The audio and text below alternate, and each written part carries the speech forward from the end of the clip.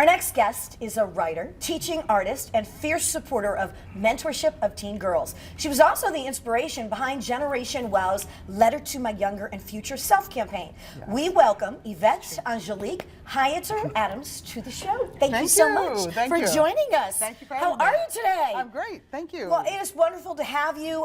You have participated in the conference year after year. Now, this year you're not a speaker, correct? But you've still participated in it. Yeah. What is it about the conference that you want to be a part of it year after year? I'm a fierce supporter of women and personal leadership development. And for me, this conference is all about that.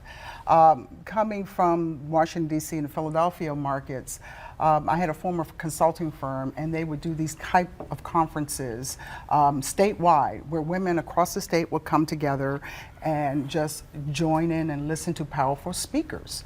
And so when I came to Jacksonville, and I went, whoa, Jacksonville has something like this? And they said, Donna, Donna, Donna. And I said, let me connect with her and find out about what we're doing here in Jacksonville. And it's very powerful for women. And it's not just Jacksonville women. We have women that come from many places over and over again, all over the country, that want to come and fellowship here in Jacksonville, connect, network, and get to know each other, to synergize and put their thoughts and ideas and mentoring together.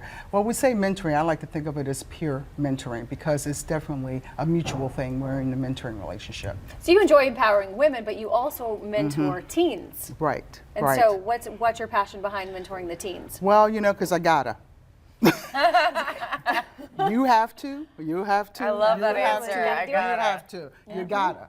I mean, if we don't do it, who's going to do that? I mean, for me, young girls need someone very powerful in their lives just to connect with. I mean, as an African American straight woman, I've had mentors and people that I've mentored across race, across gender, across sexual orientation, and these are some important aspects in building a relationship with young people so they can feel fully who they are, and also to really break it down around the realities in the world of the things they're going to have to face.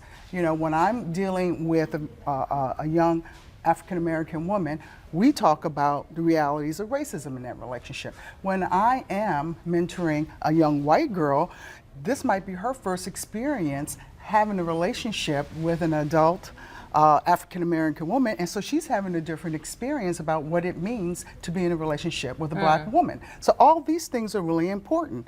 And the same thing when I deal with men and also with the gay population. So it's extremely important that we take the time to mentor our young people across differences. What are you seeing as far as challenges for young people these days? Challenges that maybe we didn't face when we were growing up. Every generation, it's a different world. But it is a different world, and there truly are different challenges. Sure. I think the biggest thing for me, and this is something that I told my two kids, I have a son and a daughter who are now grown people, but you have to listen to that inner wisdom, that inner voice. Because a lot of times, you program your children as they grow up about rights and wrongs and things like that, and they do have a good sense about what to do and what not to do, and encourage them to listen to it. And so for me, when I mentor young women, all the time I said, what did that inner voice tell you to do when you thought about X, Y, Z? And they always had the thing that was in their best interest and didn't listen to it. And so now as women, I know it took me till I was about 32 years old before I started really paying attention to that inner voice and listening to it first. Now it doesn't fail me. I think I can do Wonder Woman things all the time, and I said, you can do that, just not all at the same time. And so, so when you start listening to that voice first, so to trust their inner voice, realize that they have one, that it is wise, and when it's not wise, to learn from someone, not only people in your family, but adults that you can trust outside your family. Tell us about Wowsdom. Yes, we'll definitely want to get to this point. So Wowsdom actually came out of this whole platform. I mean, at Generation Wow, which is in November, you'll see Yvette on the stage, and she's just formidable and approachable and whatever. And these young girls read letters to their older selves, and women read letters to their younger selves. And so you have this wow, it's a real wow. But they're sitting next to these women who are filled with wisdom. And so last year at Gen W, I looked at it and I said, you know, one year we did Generation Wisdom, which were women who were 75 and older. Right. This year they were 65 older. We paired them with teen girls. Wow. And we put them in the green room, and literally they were in there for an hour, and they didn't even know any of us were there. And we said, Wowsdom is powerful, and it actually led to this book that we're working on, and that's Wowsdom. This year, I have to say, you asked me one of my favorite segments. It's kind of under wraps, but it's about a generation of 3 women, a 7th grader, a 12th grader, and the 4th leading executive, the top female executive at NASA. All 3 of them have a profound relationship with space and their desire to excel in space. And we're going to tell their the story from 3 different perspectives, and that we call Wowsdom. That is so cool. So Yeah, Dr. Crystal Johnson is an unbelievable, you know, one of those resumes that you go, oh my gosh, I should go home and go to sleep, I'll never get there. Dr. Johnson from NASA will be here.